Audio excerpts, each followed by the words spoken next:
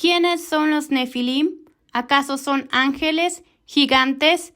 En Génesis 6:4 se hace una breve mención de los Nefilim, lo cual se ha traducido como gigantes, pero la palabra en hebreo, el idioma original del Antiguo Testamento, está escrita la palabra Nefilim, el cual es el plural de la palabra Nafal, que significa caer. Así que los Nefilim serían los caídos. Se tradujo Nefilim como gigantes principalmente por la traducción de la Septuaginta, que es la traducción al griego del Antiguo Testamento. En el griego no necesariamente se refiere a seres de enorme tamaño, sino a seres poderosos. Muchos interpretan que los Nefilim eran seres híbridos, el resultado de la unión de los hijos de Dios con las hijas de los hombres. Pero hay un detalle muy importante que muchos pasan por alto. En Génesis 6:4 está escrito que los Nefilim estaban en la tierra en aquellos días y también después de la unión de los hijos de Dios con las hijas de los hombres. La Biblia no especifica el origen de los Nefilim, pues estos ya existían antes de la unión de los hijos de Dios y las hijas de los hombres. Pero sí se nos dice que de esta unión engendraron a los Giborim. Beyaldu lahem gema gagiborim, y engendraron para ellos estos los héroes. Giborim se deriva del verbo ligbor, que significa ser más fuerte, y las palabras geburá, valentía, y gibor, héroe. Los Giborim eran seres poderosos, fuertes, héroes de renombre, héroes conocidos, famosos. Entonces surgen muchas preguntas. ¿Quiénes son los hijos de Dios y las hijas de los hombres y cómo están estos conectados con los Nefilim? En Génesis 6:1 está escrito que los hombres comenzaron a multiplicarse sobre la tierra y les nacieron hijas, y vieron los hijos de Dios que las hijas de los hombres eran hermosas y tomaron para ellos esposas. Los hijos de Dios en hebreo es Benei Ha-Elohim. Existen varias interpretaciones para identificar quiénes eran los hijos de Dios. Vamos a hablar de las tres principales. Como descendientes de Set, hijo de Adán y Eva. De Set está escrito que Adán engendró un hijo a su semejanza conforme a su imagen y que Adán fue creado a semejanza de Dios. Pero de Caín no se menciona esto. Los descendientes de Set se mantuvieron firmes y fieles al Creador, enfocándose en lo espiritual, mientras que la descendencia de Caín se alejó de Dios y se dedicó a lo material y terrenal. Los nombres de los descendientes de Set en hebreo nos revelan su fidelidad, aunque también tuvieron un descenso espiritual, mientras que los nombres de la descendencia de Caín confirman su alejamiento de Dios. Además de la descendencia de Caín, es la única que se mencionan hijas. Segunda interpretación, los Benei Ha-Elohim, los hijos de Dios. Elohim por lo general se usa para referirse a Dios. Génesis 1:1. Bereshit bara Elohim. En el principio creó Dios. Pero también el término Elohim se usa para describir a hombres poderosos con autoridad como reyes y jueces. La raíz de Elohim es El, que significa Dios o deidad o poder o fuerza. Es la forma plural de Eloah, que significa Dios. El término Elohim es un título que expresa autoridad y poder. Incluso se usa para referirse a los dioses paganos, expresando alguna clase de poder y autoridad. Basándose en esto, los Benei Ha-Elohim podría referirse a hijos de hombres poderosos como reyes. En el mundo antiguo, los reyes eran llamados los hijos de los dioses, tiranos poderosos que abusaron de su poder y autoridad.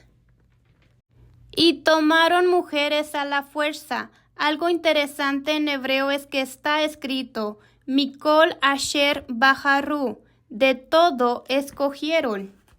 incluyendo hombres y animales cometiendo gran inmoralidad sexual.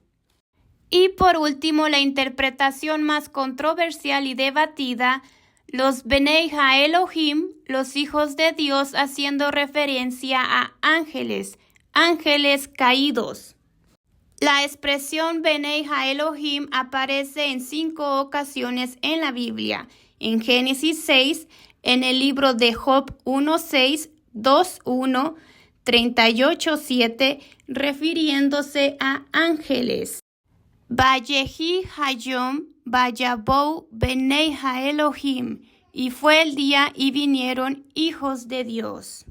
Y por último, en el libro de Daniel 3:25, aunque está en arameo, está escrito el término Bar Elohim, hijo de Dios, haciendo referencia a un ángel.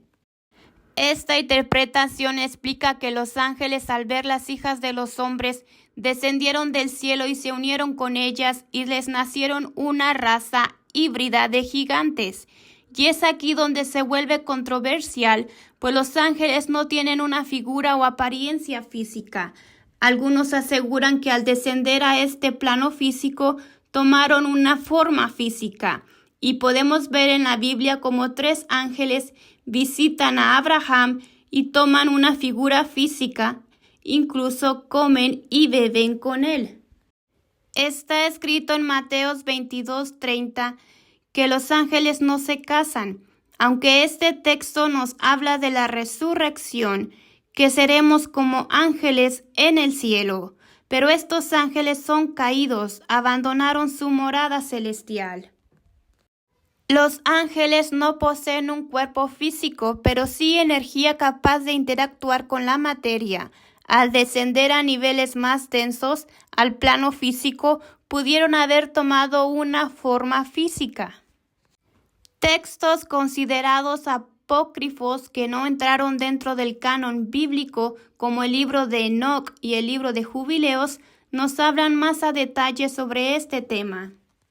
Estos libros fueron muy influyentes y conocidos en la literatura judía del Segundo Templo y en el cristianismo primitivo. De acuerdo al libro de Enoc, un total de 200 ángeles deciden descender a la tierra al ver las mujeres de los hombres. Estos ángeles se les llamaba vigilantes, los cuales descendieron sobre el monte Hermón y se unieron con las mujeres humanas. Además, les enseñaron encantamientos y conjuros, artes prohibidas, y ellas concibieron y engendraron gigantes, los cuales devoraban el trabajo de los hijos de los hombres hasta que no pudieron sostenerlos y se volvieron contra los hombres para devorarlos. Y a consecuencia de todo esto, Dios envía el diluvio para purificar la tierra. Se mencionan gigantes, no a los Nefilim, aunque algunos interpretan que son lo mismo. El libro de Jubileos es un texto antiguo muy conocido en el judaísmo del Segundo Templo y entre los esenios. De acuerdo a este libro, ángeles también llamados vigilantes descendieron a la tierra y se corrompieron al mezclarse con las hijas de los hombres. Y de esa unión nacieron gigantes que comenzaron a oprimir a la humanidad, a derramar sangre y a enseñar artes prohibidas, causando gran corrupción, a lo que Dios envió el diluvio. Dios ató a los ángeles y los envió a las profundidades del abismo, donde permanecerían hasta el juicio final. Estos textos influyeron directamente en el Nuevo Testamento. Incluso Judas cita directamente del libro de Enoc. Además que hay textos en el Nuevo Testamento que confirman que los ángeles se corrompieron y abandonaron su morada. Y a los ángeles que no guardaron su dignidad, sino que abandonaron su propia morada, porque si Dios no perdonó a los ángeles que pecaron, sino que arrojándolos al infierno, les entregó a prisiones de oscuridad para ser reservados al juicio. Se mencionan a ángeles que descendieron del cielo y se unieron con mujeres humanas y engendraron gigantes. ¿Dónde entran los Nefilim en todo esto? Los Nefilim ya existían antes de esta unión. Como vimos en Génesis 6, se nos dice que de esta unión engendraron a los Giborim, a los héroes de renombre. Entonces, ¿quiénes o qué son los Nefilim? Nefilim, como vimos, significa caídos, porque cayeron del cielo, o porque cayeron de un nivel moral y espiritual, o porque hicieron caer a la humanidad. Los Nefilim pudieron haber sido una raza de seres distintos, o estos textos nos podrían estar hablando de algo más. La Biblia usa un lenguaje simbólico y metafórico. Al decir gigantes podría no referirse a seres de gran tamaño, sino seres poderosos, fuertes, seres imponentes. Los Nefilim, los caídos, porque cayeron moralmente y espiritualmente e hicieron caer a la humanidad. O podría referirse a energías espirituales que descendieron prematuramente al plano material y se corrompieron, creando un desequilibrio entre lo espiritual y lo físico. Energía divina de fuerza extraordinaria pero destructiva que cayó al mundo material que no estaba preparado y generó grande desequilibrio. O podría referirse a la humanidad cayendo espiritualmente hacia lo terrenal y lo material. Este es un tema fascinante y muy controversial que esconde un gran misterio. ¿Y ustedes qué opinan? Los leo en los comentarios.